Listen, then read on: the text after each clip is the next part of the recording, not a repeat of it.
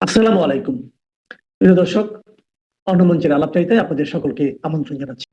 Vote হচ্ছেই বাংলাদেশে। মোহাম্মদ ইউনূস ভাবছেন তিনি করাবেন ভোট, অর্থাৎ তার সরকার ক্ষমতায় থেকে নির্বাচন পরিচালনা করবে। একেবারে ভুল ভাবনা। ইউনূস সরকারের অধীনে যে ভোট হচ্ছে না, এটা এখন নিশ্চিত। হ্যাঁ, নিশ্চিত বলেই বলছি। ভোট হবে কেয়ারটেকার সরকারের অধীনে, এবং সেই সরকার শাসনভার হাতে নেয়ার আগেই চলে যেতে হবে ডক্টর মোহাম্মদ ইউনূসকে। এই বিষয়ে ট্রাম্প সাহেবও চূড়ান্ত সিদ্ধান্ত নিয়ে ফেলেছেন। সেই সিদ্ধান্তের কথা মার্কিন পররাষ্ট্রমন্ত্রী মার্কো রুবিও জানিয়ে দিয়েছেন ভারতের পররাষ্ট্রমন্ত্রী এস জয়শঙ্করকে। আর যে মোহাম্মদ ইউনূসকে যে আমেরিকার প্রশাসন আর কোনো গুরুত্বই দিচ্ছে না, সেটাও প্রমাণ হয়ে গেল যে পাকিস্তানের প্রধানমন্ত্রী শাহবাজ শরীফ এবং আসিম মুনির জেনারেল ফিল্ড মার্শাল তার সঙ্গে 1 ঘন্টা 20 মিনিট বৈঠক করেছেন হোয়াইট হাউসে বসে president Trump, vice president JD Vance, Marco Rubio, তারা মার্কিন পররাষ্ট্রমন্ত্রী মার্কো রুবিও। তো কিন্তু ইউনূসের সাথে 1 মিনিটের জন্যে তারা দেখা করেননি, এবং তারা ইউনূসকে সময় দেননি। ইউনূস নিজে চেষ্টা করেছেন, তার যে লবিং ফার্ম তারা চেষ্টা করেছে, তাতেও কোনো রকম ডাল গলেনি।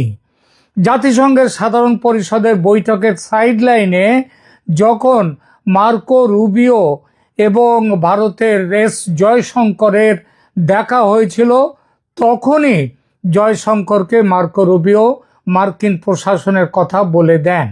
এই বৈঠকে এই সিদ্ধান্ত হয়েছিল যে বাংলাদেশের গণতান্ত্রিক উত্তরণের পথে আমেরিকা ভারতের সঙ্গে হাত মিলিয়ে কাজ করবে। আমেরিকার এ বিষয়ে বক্তব্য হলো, মার্কিন যুক্তরাষ্ট্র স্পষ্টভাবে এবং ধারাবাহিকভাবে বাংলাদেশে অন্তর্ভুক্তিমূলক গণতান্ত্রিক এবং ন্যায়সঙ্গত নির্বাচনের পক্ষে বক্তব্য দিয়েছে। সকল বাংলাদেশির জন্য একটি অন্তর্ভুক্তিমূলক, অর্থাৎ সব দলকে নিয়ে ভবিষ্যৎ নিশ্চিত করার গুরুত্বের ওপর জোর দিয়ে এসেছে আমেরিকা। এই অবস্থান শেখ হাসিনার আমল থেকে শুরু করে বর্তমান অন্তর্বর্তীকালীন সরকার পর্যন্ত ধারাবাহিক রয়েছে। মাঝখানে এমন একটি ভাবনা দানা বেঁধেছিল যে শেখ হাসিনার পতন ঘটেছে যে আমেরিকার চক্রান্তে, সেই সরকারকে বাইরে রেখে, মানে শেখ হাসিনার সরকারকে বাইরে, সরকার নয় তার দলকে, শেখ হাসিনাকে বাইরে রেখে ভোট করাতে চায় আমেরিকা। কিন্তু বর্তমানে আন্তর্জাতিক চাপ এতটাই প্রবল যে অন্তর্ভুক্তিমূলক নির্বাচনের পক্ষে আসতে হয়েছে মার্কিন যুক্তরাষ্ট্রকে, এবং মার্কো রুবিও সেটা স্পষ্ট করে জানিয়ে দিয়েছেন জয়শঙ্করকে। আর বাংলাদেশের ভোট নিয়ে ভারতের যে অবস্থান সেটা তো স্পষ্ট। Free, fair and inclusive election বা মুক্ত, স্বচ্ছ, সমস্ত দলের অংশগ্রহণে একটি নিরপেক্ষ নির্বাচন চায় ভারত। এরকম নির্বাচন কখনো ইউনূসের মতো একজন দলীয় শাসকের অধীনে হতে পারে না। সুতরাং ভোট ঘোষণার আগে ইউনূসকে চলে যেতে হবে, এবং যেতেই হবে। আন্তর্জাতিক গণমাধ্যমের প্রতিবেদন অনুযায়ী 2026 সালের ফেব্রুয়ারিতে নির্বাচন অনুষ্ঠানের ঘোষণা সত্ত্বেও নির্বাচন কমিশন যে চুপ রয়েছে, কিছু বলছে না, তার পেছনে এটাও একটা কারণ। ইউনূস সরকার কবে যাবেন? ইউনূস সরকারের টিকে থাকার বিষয়ে তাই ক্রমাগত সন্দেহ দেখা দিচ্ছে।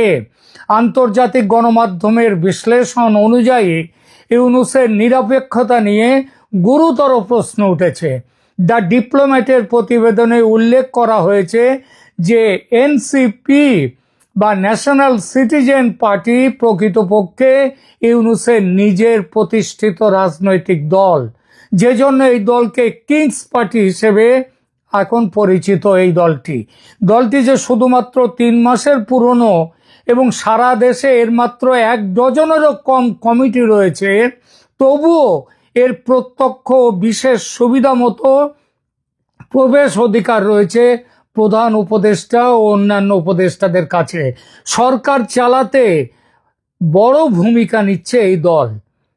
আল জাজিরা এবং রয়টার্সের প্রতিবেদনে জানানো হয়েছে যে ইউনূস 2025 সালের মে মাসে পদত্যাগের কথা ভেবেছিলেন এবং বলেছিলেন।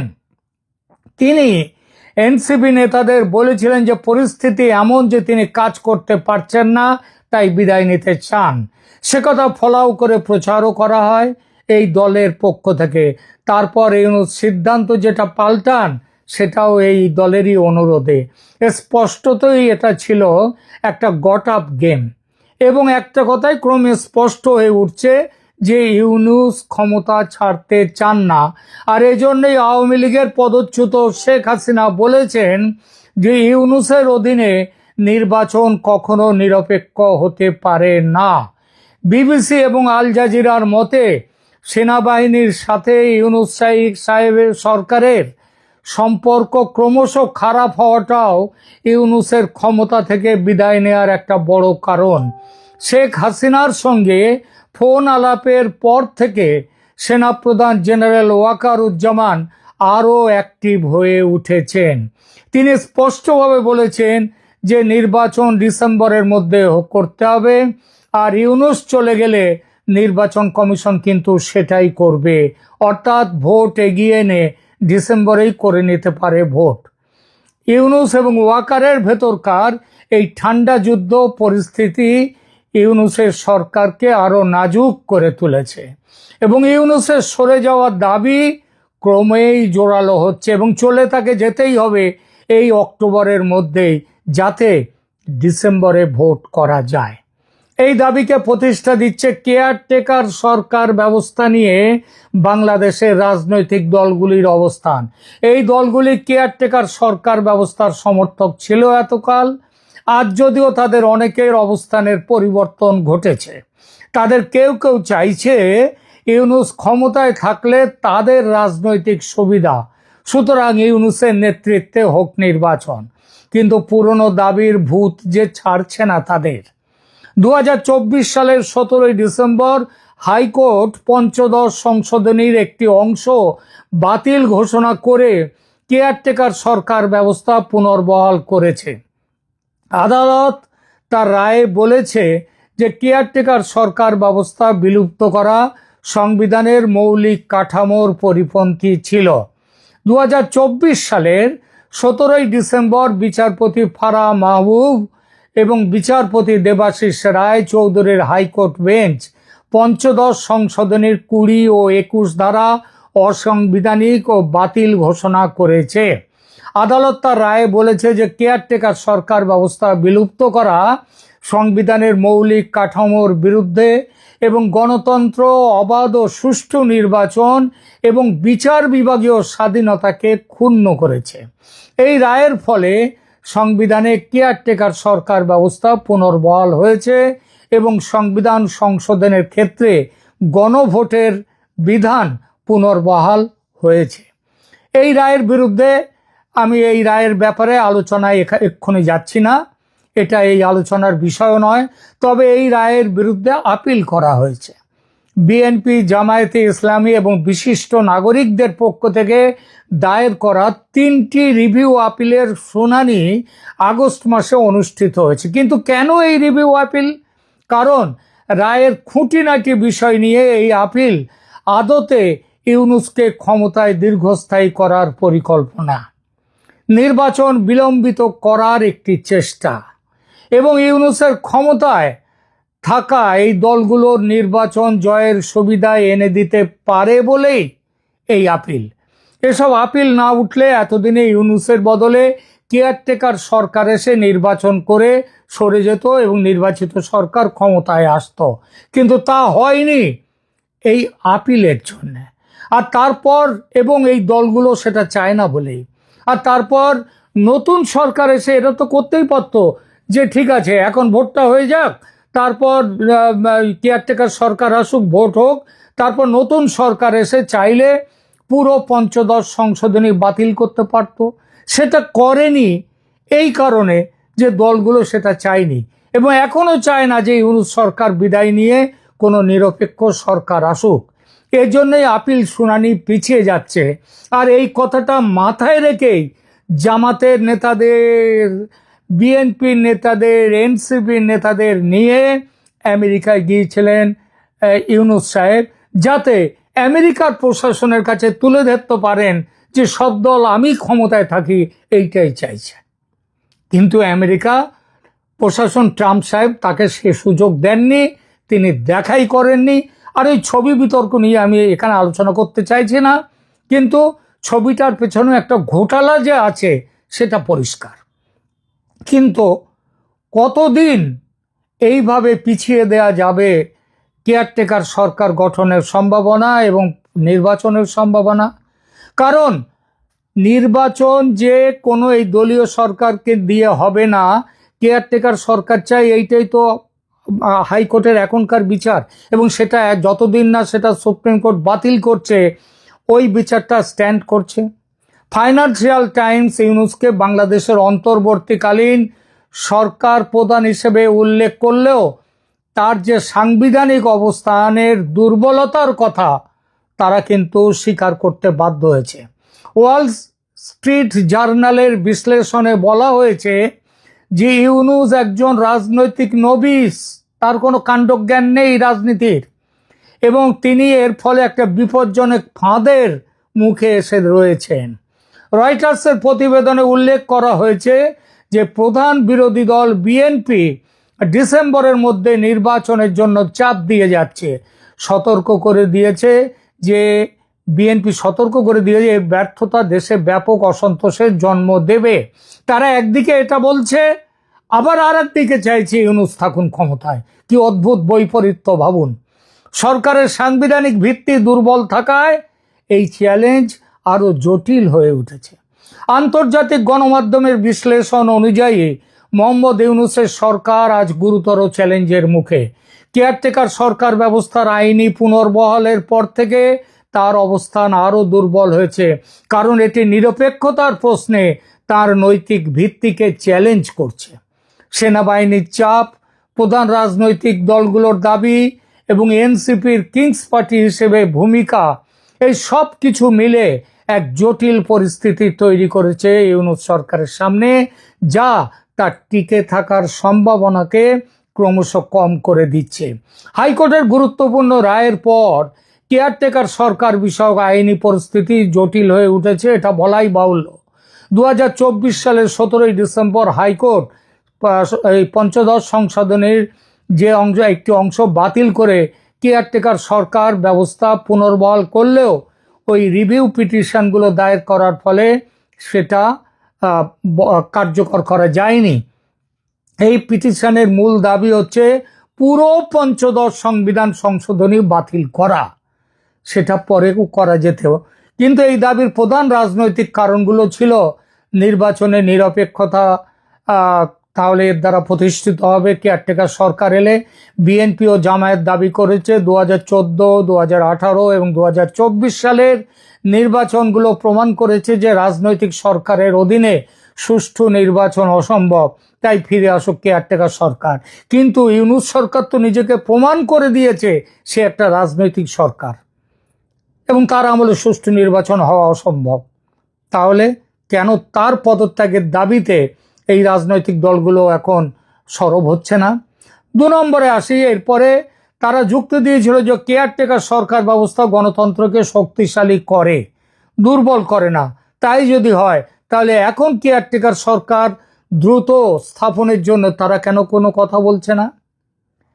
আর শুনুন, আর এই যে তারা কেয়ারটেকার সরকার চাওয়ার পেছনে আইনি কারণ ছিল 2011 সালের রায়টি ঘোষণার 16 মাস পরে স্বাক্ষরিত হয়েছিল, রায় বেরিয়েছিল স্বাক্ষরিত হয়ে, যার আইনি বৈধতা নিয়ে প্রশ্ন উঠেছিল এবং তারা তুলেছে।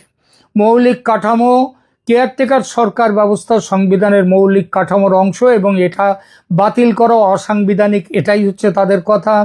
3 নম্বর, রায়ের বিরোধিতা করতে গিয়ে তারা 2011 সালের সংক্ষিপ্ত রায়ে 2টো নির্বাচন কেয়ারটেকার সরকারের অধীনে করার নির্দেশ ছিল, কিন্তু পরে ফাইনাল যে অর্ডার, পূর্ণ রায়ে এই উল্লেখ ছিল না।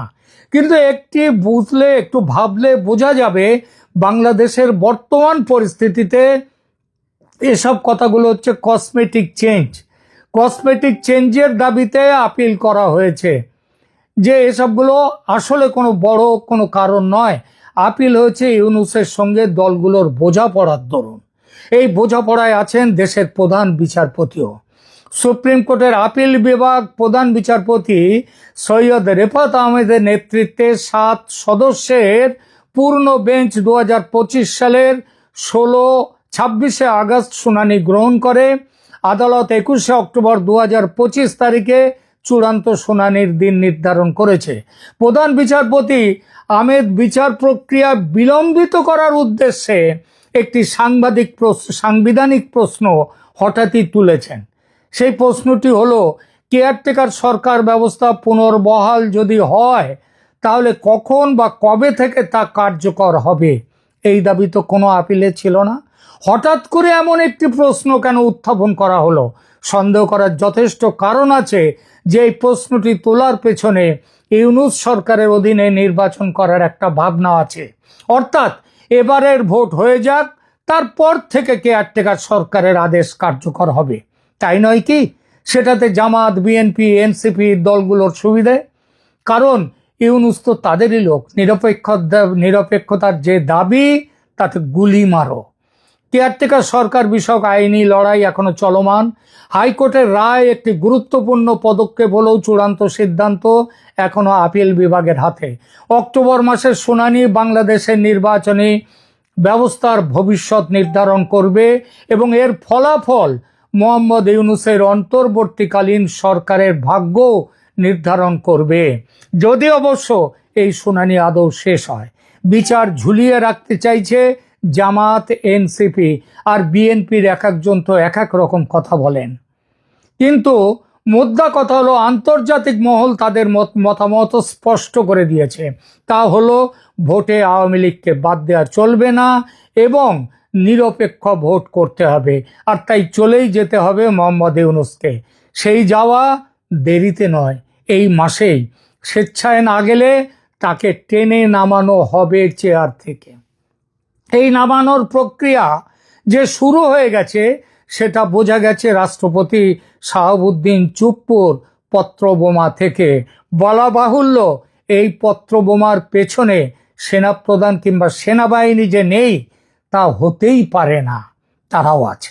অতএব ইউনূসের দিন যে দ্রুত ফুরিয়ে আসছে, দেওয়ালে সেই লিখন স্পষ্ট। ইউনূস সাহেব দেওয়ালের লিখন পড়তে পারলে ভালো, না পারলে হয়তো দেশেই সারা জীবন কাটাতে হবে, আর সেটা অন্ধকার কারাকক্ষেই তার থাকার সম্ভাবনা। কারণ কম অপরাধ তো তিনি করেননি। এখনকার মতো এখানেই রাখছি। ধন্যবাদ।